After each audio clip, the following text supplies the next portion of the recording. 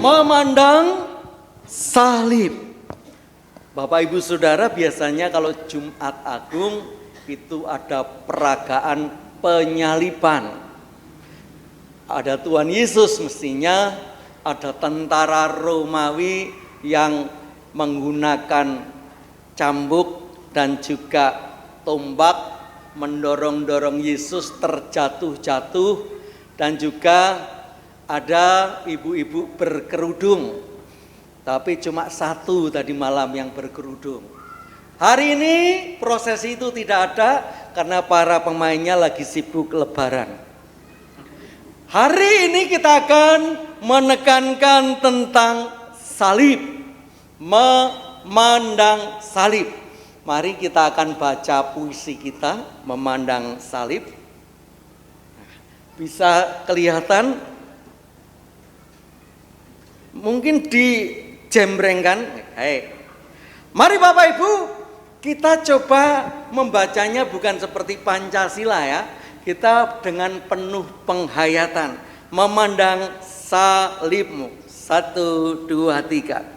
Memandang salibmu, terkenang dosa-dosaku. Memandang salibmu, terbayang wajahmu, mengerang menebusku. Memandang salibmu, tertantang diriku, setia padamu. Nah, supaya penghayatan kita lebih dalam, kita dengarkan lagunya.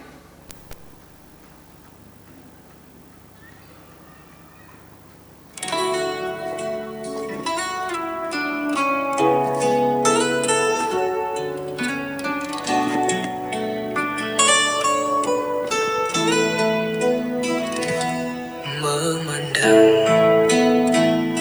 salibmu, terkenang dosa-dosaku. Memandang salibmu, terbayang wajahmu, mengerang menebusku. Memandang salibmu, tertantang diriku, setia padamu.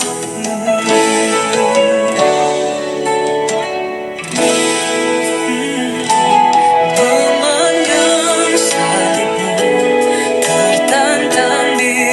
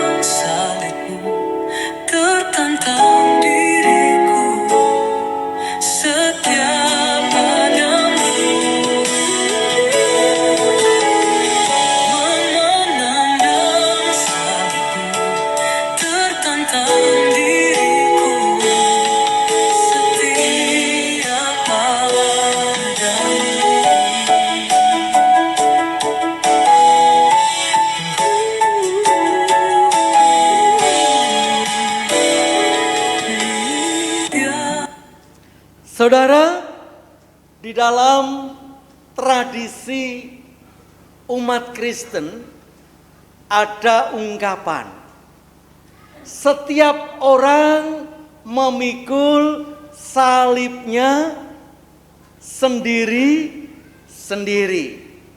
Karena setiap orang punya persoalan, punya tanggung jawab, punya permasalahan. Tetapi Jumat Agung, Tuhan menghendaki yang dipandang itu bukan salib kita masing-masing, tapi salib Kristus. Tetapi perjalanan keselamatan itu yang harus kita pandang. Lagu ini mengajarkan boleh kita mengenang dosa-dosa kita, boleh kita mengenang Tuhan yang mengerang di atas kayu salib. Bahkan ada beberapa tradisi, salah satunya di Filipina, di Jumat Agung, mereka benar-benar memaku orang yang berperan menjadi Yesus.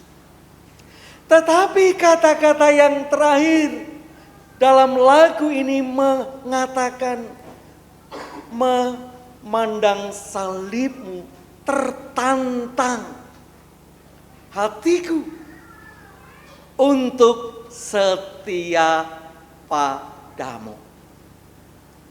Ada sebuah komitmen, bukan sekedar baper, bukan sekedar begitu menghayati sebuah peribadatan.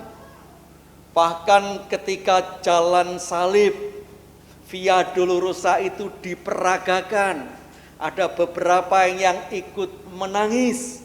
Tidak salah. Tetapi hari ini kita akan mengenang salib Kristus dengan tertantang untuk setia kepada Tuhan dan merencanakan banyak hal di dalam perjalanan kehidupan orang beriman. Yang pertama, saudara, lagunya sama.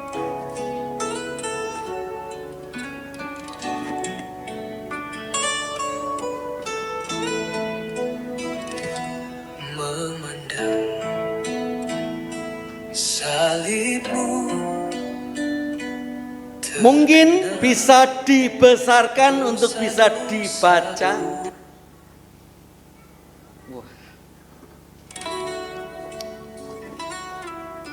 Bisa kelihatan baik. Ada dua ayat yang akan kita jadikan dasar.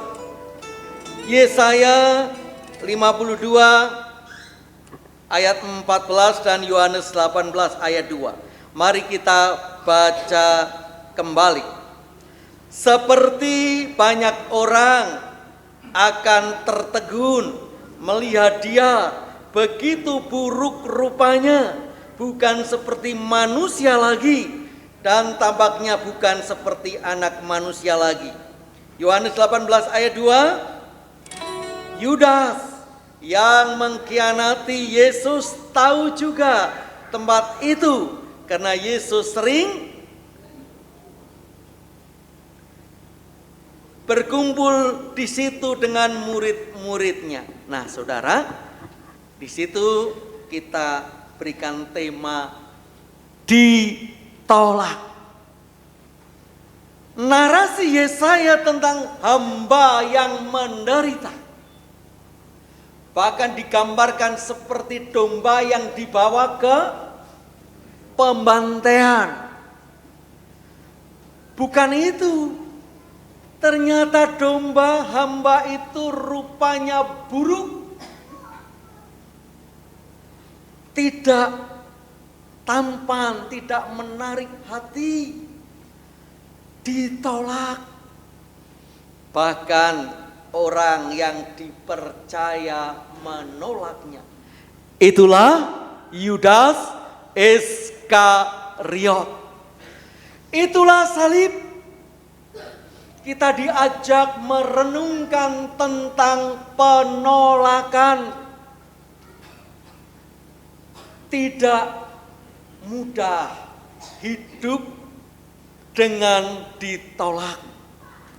Bangsa ini pernah mengalami tradisi penolakan yang dahsyat, yang mengerikan, yaitu peristiwa 65. Secara psikologis, anak-anak yang orang tuanya, ini anak-anaknya, apalagi orang yang dituduh, tidak semua dimasukkan penjara tanpa dengan peradilan. Anak-anaknya dipangkas masa depannya, tidak bisa untuk mencari pekerjaan.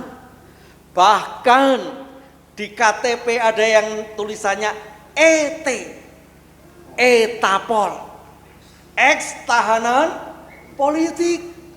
Itu perjalanan kelam yang pernah dirasakan oleh bangsa ini. Walaupun setelah itu ada pemulihan.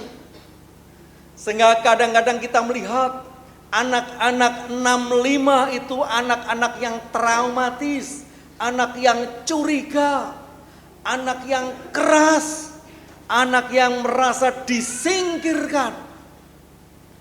Begitu juga peristiwa yang dihujat oleh Perserikatan Bangsa-Bangsa ketika era Orde Baru yang namanya Petrus. Apa Bapak Ibu? Penembakan misterius. Memang dari segi keamanan luar biasa, tapi dari segi kemanusiaan sangat menunjukkan krisis moralitas, krisis kemanusiaan. Itulah budaya penolakan bahkan secara sistematik. Tetapi penyaliban bukan hanya sekedar menyadarkan, tapi juga harus bisa menyembuhkan. Ketika Kristus ditolak oleh orang-orang yang berkuasa di bait Allah, dan beritanya itu disebarkan seluruh bangsa, bahkan sampai Pontius Pilatus yang melihat tidak ada kesalahan, takut, karena takut kalau orang Yahudi memberontak. Bayangkan sebuah sistematik yang kotor, luar biasa. Ketika sebuah penolakan itu sudah dibungkus dengan hukum, bahkan satu negara dibuat kita menolak, membenci. Tetapi Yesus dengan elegan menyembuhkannya. Dia siap berkorban, dia siap mati tanpa pemberontakan. Itulah memandang salib Kristus. Bukan sekedar kita keluar dari penjara penolakan, lalu kita balas dendam. Ada banyak gerombolan-gerombolan sakit hati ketika saat berkuasa diganti penguasa yang baru, tetap mencari kesalahan-kesalahan karena merasa sakit hati, karena merasa ada rezeki yang dihilangkan, bahkan masuk penjara. Hati-hati. Ujaran kebencian, konten-konten kekerasan, bahkan pemberontakan Mari kita memandang salib Kristus. Jangan biarkan penolakan bukan hanya sebuah kekuatan yang menyingkirkan, tapi hati-hati. Sebuah penolakan akan mengeraskan hati kita, terjebak pada kekuatan balas dendam, nafsu untuk membalas, menyingkirkan. Itulah yang harus kita bebaskan. Bukan soal politik anak dan orang tua saja terjadi.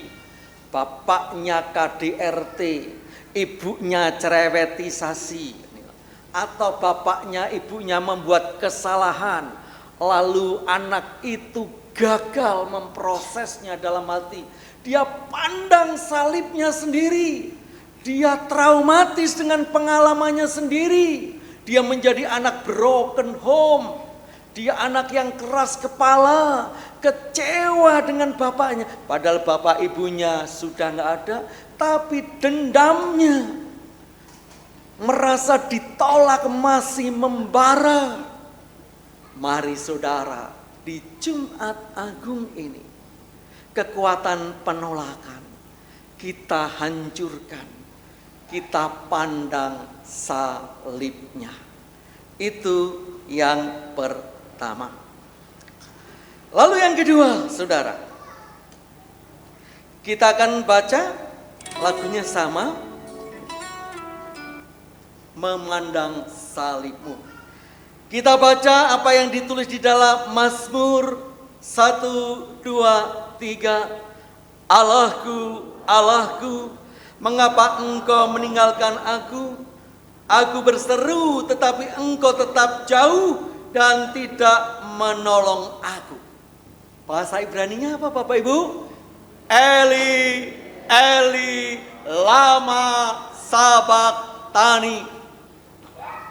Muncul pertama kali diserukan oleh Daud ketika putus asa, dikejar-kejar oleh Saul, padahal dia sudah membuat yang terbaik bagi negerinya, mengalahkan berlaksa-laksa musuh, mengalahkan Goliat dengan kecapinya, mengubah lagu-lagu nyanyian untuk menghibur sang raja.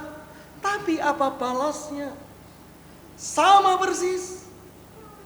Ketika Yesus merasa ditinggalkan oleh semua orang, bahkan para muridnya, dikhianati oleh Petrus, dijual oleh Yudas Iskariot, sehingga begitu dramatikal sedihnya.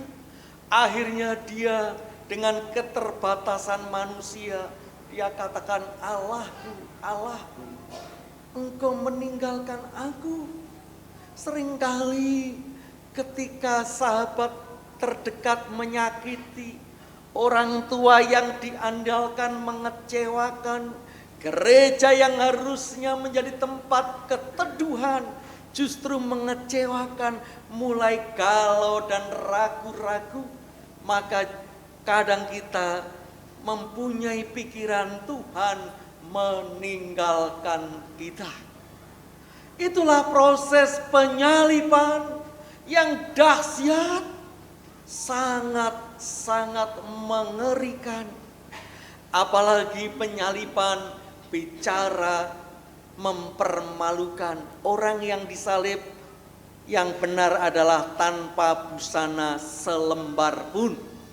Orang yang disalib menggambarkan orang yang ada di tengah-tengah, ditolak surga samayim, ditolak bumi, sampai darahnya habis dan meninggal. Maka Yesus disamakan dengan Barnabas, orang penjahat yang paling berat. Itulah salib.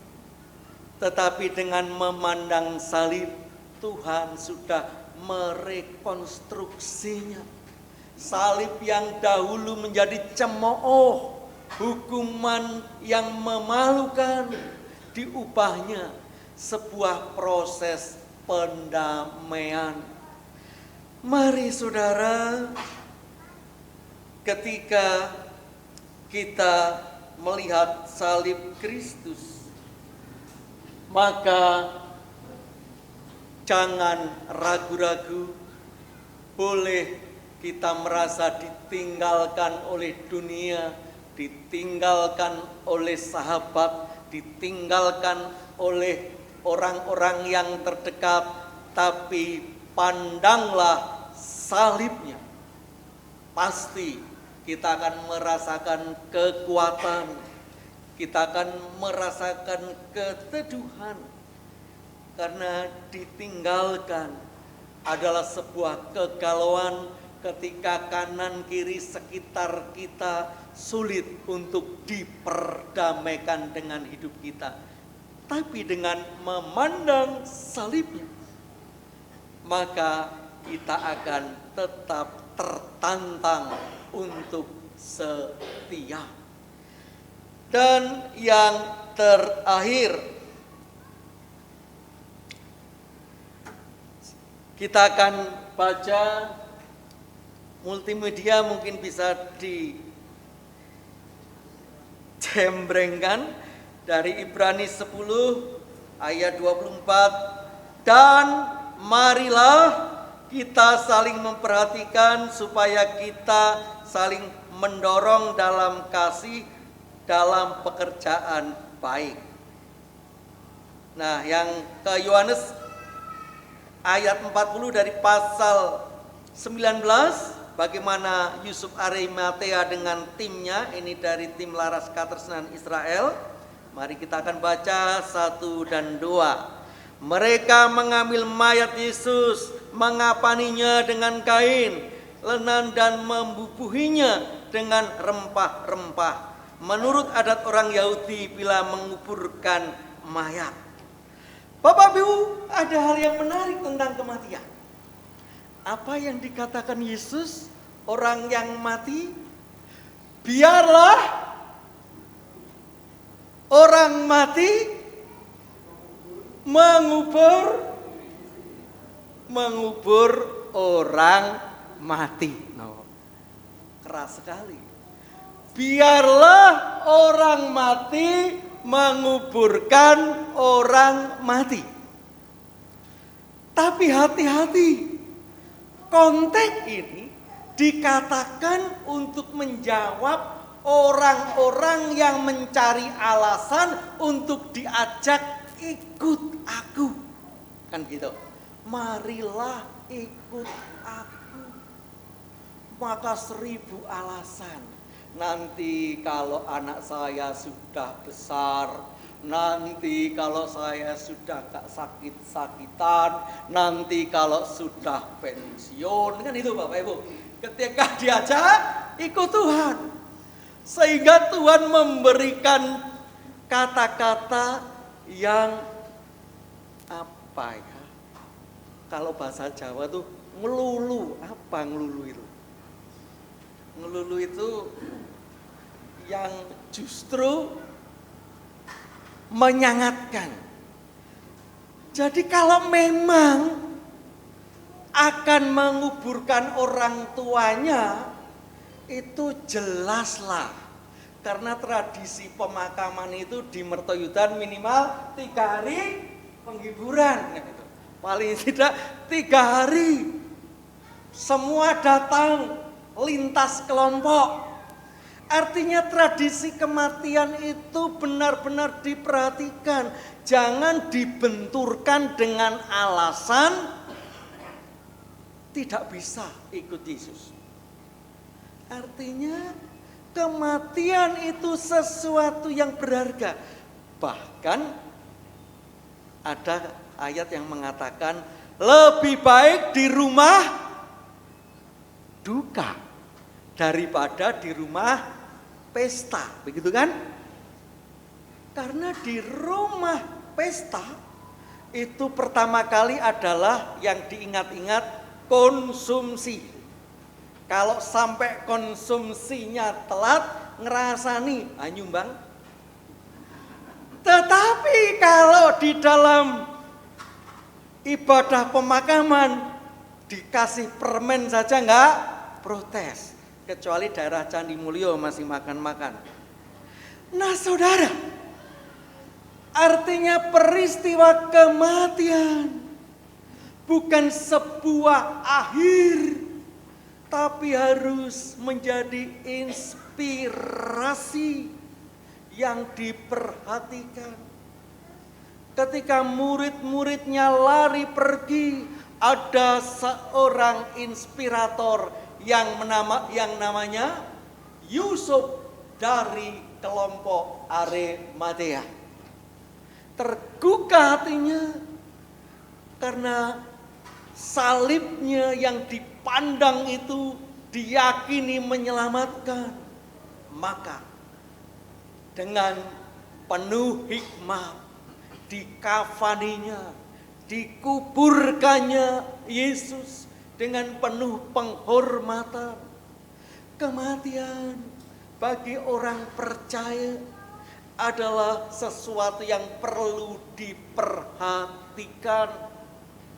Bagaimana Jumat Agung bukan hanya sekedar mengenang, bukan hanya sekedar melakukan tradisi jalan salib, tapi harus diperhatikan, memunculkan ide-ide kekuatan di dalam kehidupan. Karena banyak tantangan, banyak penolakan, apalagi di konteks tempat kita. Bagaimana agama masih dijadikan alat dan senjata perpecahan dan penolakan. Tapi ingat, dengan memandang salibnya, jangan kita larut di dalam konteks sakit hati dan balas dendam. Mari saudara, ketika murid-murid lari, takut, dan tidak berbuat apa-apa, kita contoh Yusuf Arimatea. Salib Kristus yang dipandang bukan menjadi ketakutan, tapi menjadi sebuah kekuatan untuk memperhatikan Kristus. Karena kematian adalah proses keselamatan. Ketika kita percaya, ketika kita ditolak, ketika kita ditinggalkan, itu adalah proses untuk kita akan menerima kebangkitan. Biarlah firman Tuhan semakin menguatkan kita untuk tetap memandang salibnya. Amin. Saat teduh.